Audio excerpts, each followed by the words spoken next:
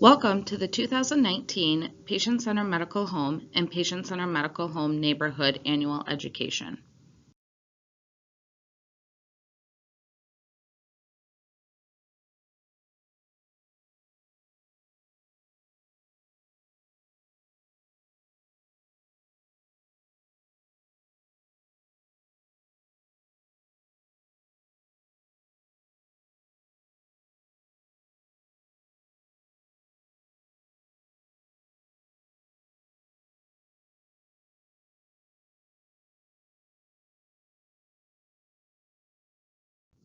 Upon completion of this course, the learner will understand the state of healthcare payment structures, understand the definition and history of PCMH and PCMHN, understand and demonstrate knowledge of key concepts, components, and transformation under the PCMH and PCMHN care model, understand how PCMH and PCMHN is fused into daily activities, and understand who to contact for additional information.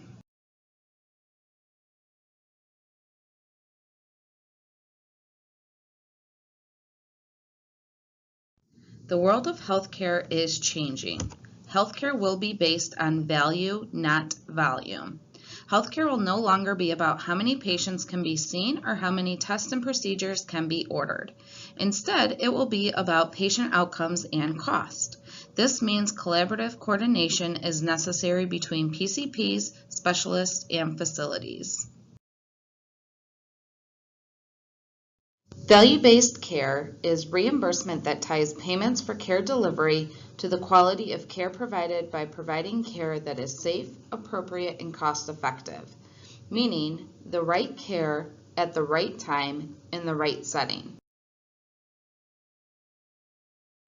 PCMH is a care delivery model in which patient treatment is coordinated through primary care physicians to ensure patients receive the necessary care when and where they need it in a manner they can understand.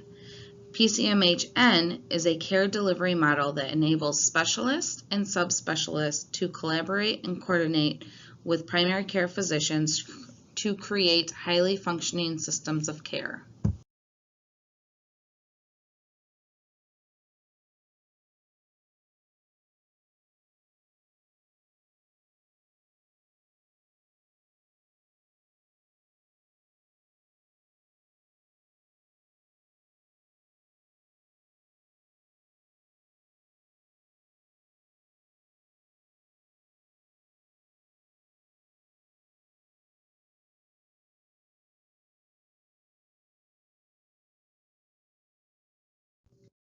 According to the U.S. Department of Health and Human Services under the Agency for Healthcare Research and Quality, Ed Wagner's chronic care model contains 6 elements focused on driving quality improvement ideas around chronic disease management.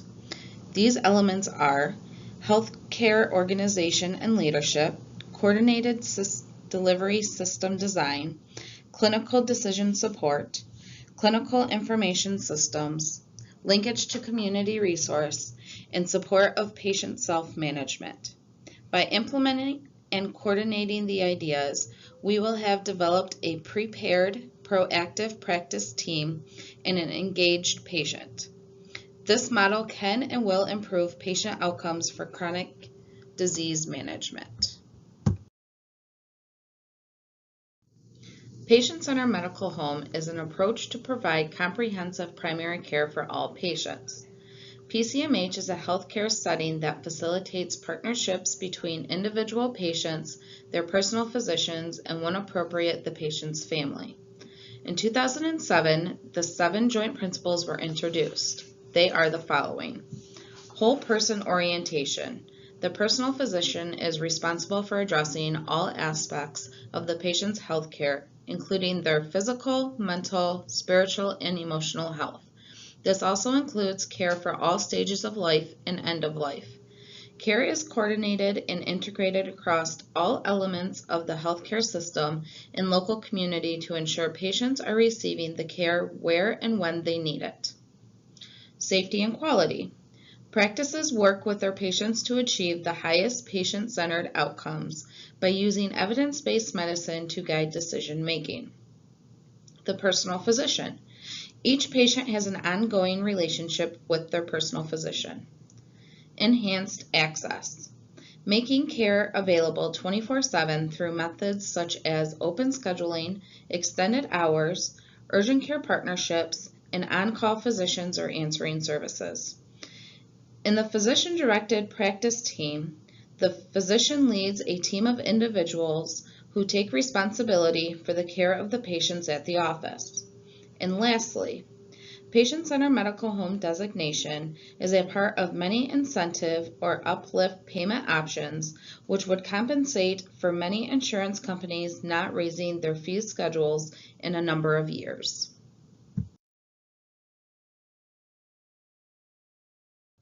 Blue Cross Blue Shield of Michigan has observed that PCMH designated doctors are succeeding in managing their patients' care to keep them healthy and prevent complications that require treatment with expensive medical services. In 2017, a comparison was done. As you can see, the designated offices outperformed the non-designated offices.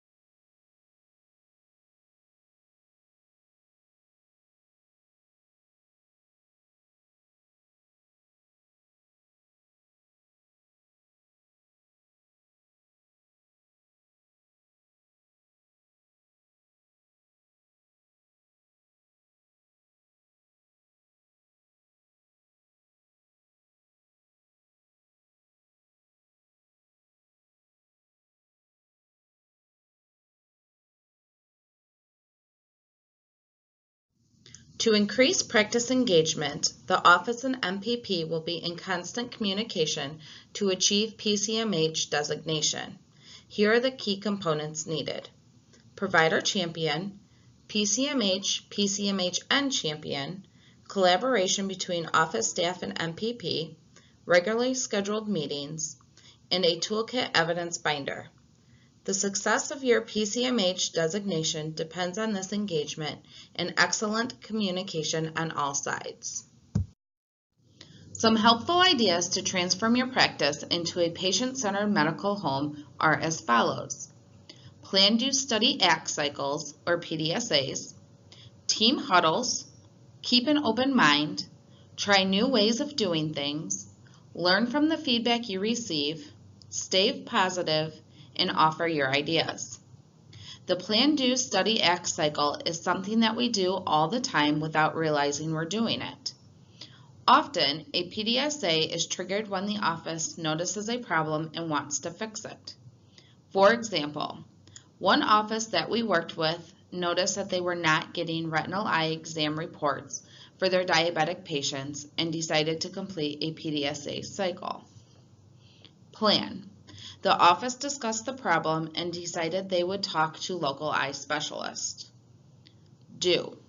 The referral coordinator at the office then called each local eye specialist and explained that the office would like to receive copies of the retinal eye exams for their diabetic patients. Study.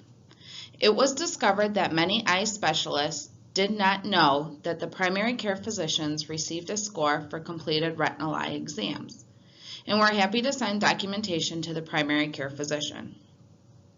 Act. The office developed a diabetic retinal exam fact sheet and distributed it to all the local eye specialists. The result of the PDSA cycle was, over time, the primary care site was able to move from 15% to 55% completed retinal eye exams. PCMH and PCMHN annual life cycle. First, the provider must participate in a physician group incentive program, also known as PGIP. Each year, the physician organization will nominate each practice to Blue Cross Blue Shield. Blue Cross Blue Shield will then designate the primary care physicians and recognize the specialists based on their performance throughout that year. These results will determine their value-based reimbursements. These are the domains of the Blue Cross Blue Shield PCMH and PCMHN program. Under each domain, there is criteria that result in 150 possible capability points. The requirement for a PCMH designation is a minimum of 44 capability points. The MPP quality team and PCMH champion will work from a toolkit that over time evolves into an evidence binder for each domain with supporting evidence to meet each point. The binder also ensures that evidence is in place should the office be selected for a validation site visit from Blue Cross Blue Shield. The MPP quality team will assess and submit your capability points each year. Additionally, there are 6 domains that require a written policy that must be reviewed and signed off by the staff on an annual basis. These domains are patient-provider partnership, individual care management, test tracking, linkage to community resources, coordination of care, and specialist referral process. Starting in 2018, primary care providers must have the following 6 core capability points in place in order to be designated. Domain 1 is the patient-provider partnership, which includes staff education, communication tools such as the PCMH brochure, flyers, signage, and conversations between patients, trained clinical staff, and providers. It also includes the patient-provider agreement, which defines provider and patient responsibilities. These completed agreements are reported and tracked quarterly. Outreach to patients who have not completed an agreement is also being done within the office. Domain 2 is the patient registry. The utilization of a patient or population registry system allows offices, providers, and POs to access a specific patient population. For example, if we wanted to see the status of a diabetic population, the registry will pull that information together in one report. That report can then be dissected into great detail to access opportunities or gaps needed, such as eye exams, hemoglobin A1C levels, or statin medications. The registry also provides a point-of-care summary for each patient at their visit. The summary will include the same opportunities or gaps needed based on evidence-based guidelines for optimal patient care. Often, EMR or EHR systems can interface with registries, easing manual data entry burdens. Domain 3 is performance reporting. The patient registry allows us to generate reports to display performance over time and filter to all patients or a specific group of patients. Performance reporting helps the office to evaluate progress over time, catch upward and downward trends, and assist with outreach to patients for closing gaps. Domain 4 is individual care management. This domain consists of 22 of the 150 capability points possible. As your office implements processes and strategies for the entire patient population, this section will build with your growth in the PCMH model. The use of flow sheets, EMR, or registry may assist offices in identifying opportunities and ensuring evidence-based care. A planned visit is a written plan that identifies the roles and responsibilities of each member of the office team to ensure that needed care is provided in a consistent manner. Patient satisfaction survey results will be shared with staff on a quarterly basis. Some ways to meet this criteria are posting the results in employee areas or discussing during staff meetings. Self-management goal setting and disease action plans will help the patient to become part of the decision-making process in their care. Scheduling, reminders, and appointment tracking provide safety nets to ensure that all the loops in the patient care are closed each and every time. Domain 5 is extended access. Extended access improves patients' access to healthcare by ensuring that the patient has 24/7 access to a clinical decision maker via phone after hours. It also involves developing a partnership with local urgent care clinics. The urgent care partnership improves communication by outlining the responsibilities shared by the primary care provider and the urgent care provider. The urgent care provider agrees in writing to send a summary of the patient's visit to the primary care provider within 24 hours of the visit. In return, the primary care provider refers patients to the partnered urgent care. Letting patients know about your urgent care partner or partners is perhaps the most important activity in Domain 5. Offices inform their patients of their partnered urgent care clinics through their patient brochures, flyers, handouts, the after-hours message, or face-to-face discussions with the primary care team. Some offices have also developed decision support brochures that educate patients regarding when to seek an appointment with the PCP, when to visit the urgent care clinic, or when to go straight to the emergency room. Lastly, a list of interpreter resources is required to be maintained at the office so that a translator can be found should a patient need one. Domain 6 is test tracking. Within this domain, the practice has a policy in place requiring tracking and follow-up for all tests with identified timeframes for notifying patients of the results. It includes a process for patients to obtain the results regardless if they are normal or abnormal, along with the recommendations for follow-up care with defined timeframes. All steps included in this process should be documented in the patient's record.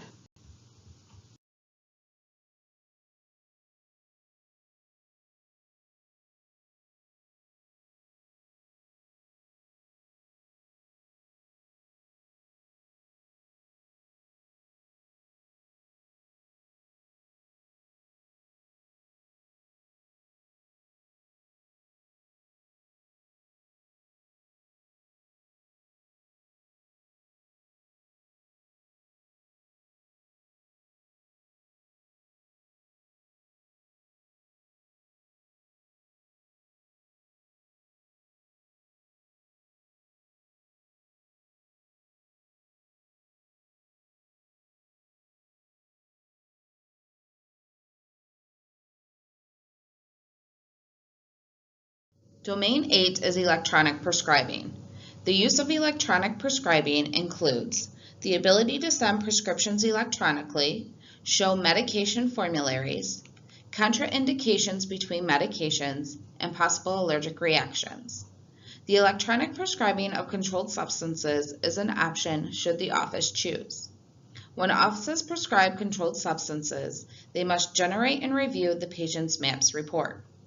They should also initiate a controlled substance agreement per local law. This agreement should be shared with the patient's entire healthcare team. Domain 9 is preventative services. This domain focuses on identifying, educating, and counseling patients on preventative services such as mammograms, colorectal cancer screenings, and annual well visits. Also, personal behaviors such as tobacco use, use of sunscreen, and lead exposures. Patient outreach can be conducted in the form of electronic, phone, or written communication for the patients in need of these services. Standing orders are a set of written approved guidelines for trained staff to follow when completing designated tests, orders, and processes without action from the provider first. These orders are to be reviewed and signed off by the providers annually.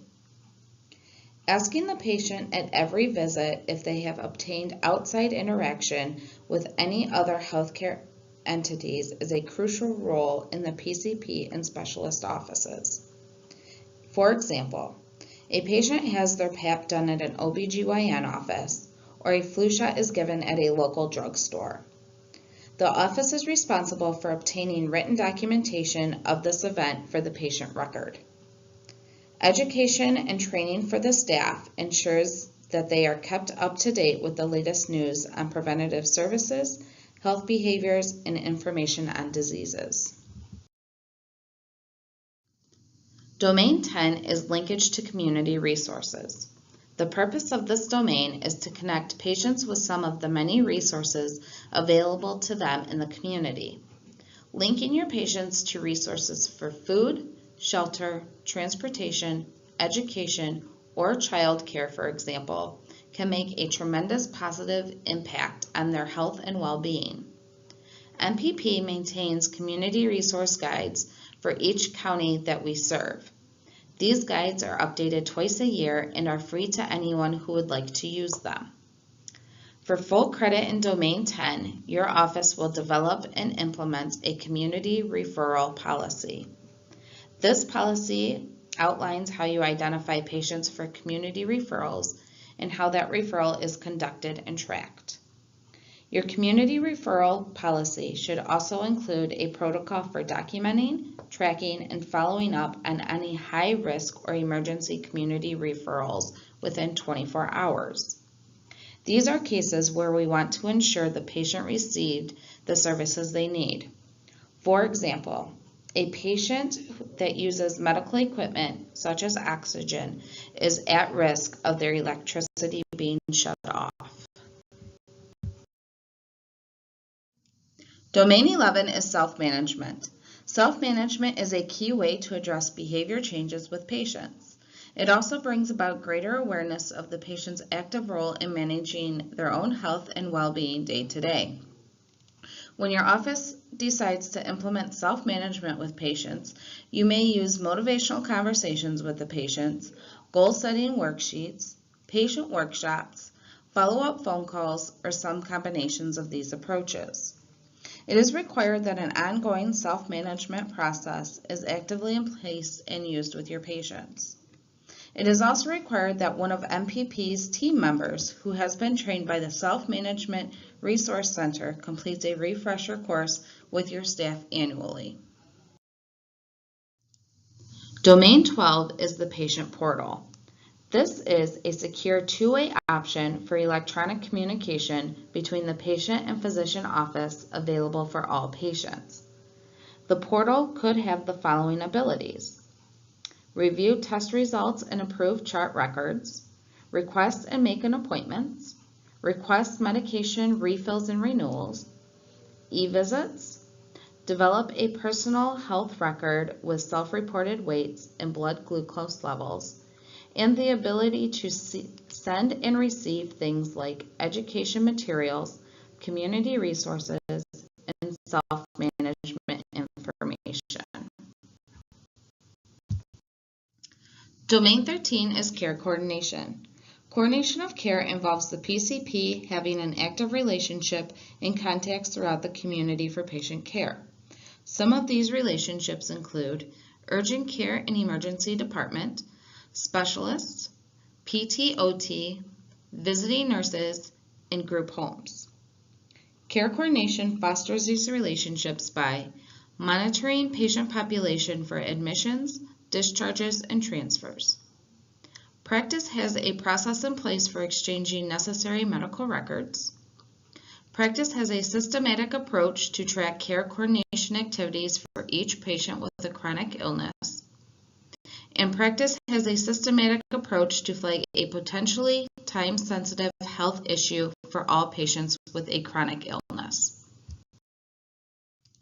Domain 14, specialist referral process. Referral tracking is very similar to test tracking. Through referral tracking, your office can identify at any given time the referrals that have been made and any referrals that are waiting for a consult or report back. A referral starts with your office, with providing the patient with detailed information about the specialist they are going to see. The patient should understand why they are going to a specialist, how soon they should complete the referral appointment, and the importance of returning specialist documentation to the primary care office, and how the specialist appointment scheduling will be handled. Tracking referrals ensures that patients have every chance to complete the referral. Sometimes a patient may lose the referral information and never schedule themselves for an important screening or therapy. In these cases, your follow-up may make the difference in that patient getting the care that they need. We implement tracking in PCMH offices because it is the only way to be sure patients aren't slipping through the cracks. For full credit in Domain 14, practices are required to have a policy in place describing in detail how each and every referral is tracked and how your staff follows up on any missing referral information. All follow-up actions taken by staff are documented in the medical record. The PCP Specialist Agreement is a roadmap to opening communication and aligning roles and responsibilities between providers. Also, this is a requirement for specialist VBR annual nomination. Some of the expectations listed are: specialist and primary care providers are expected to be in communication about their patients and to provide timely written and/or verbal reports on consultations within 10 business days. Also, care should always be directed back to the PCP as soon as it is appropriate to do so, and the specialist will reinforce the principles of the PCMHN model.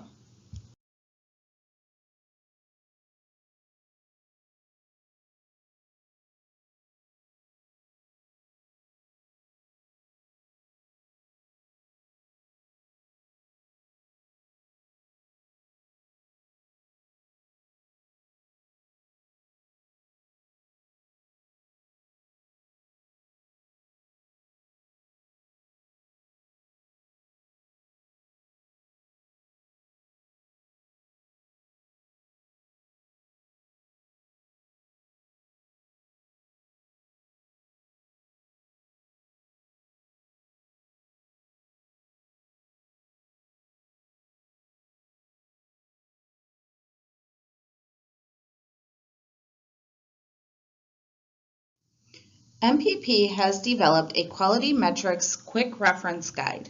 It is updated yearly with the top 10 focus measures, along with helpful tips and documents to improve quality scores. If you have not yet received copies of the reference guide and are interested, please contact your MPP quality team member for a copy. Utilization performance includes monitoring ED visits and high and low tech radiology testing. The learner will now be able to demonstrate knowledge of healthcare payment structures, define PCMH and PCMHN and its history, demonstrate knowledge of key concepts, components, and transformation under the PCMH/PCMHN care model. Demonstrate knowledge of the PCMH and PCMHN program within their daily activities, and also contact MPP for additional information.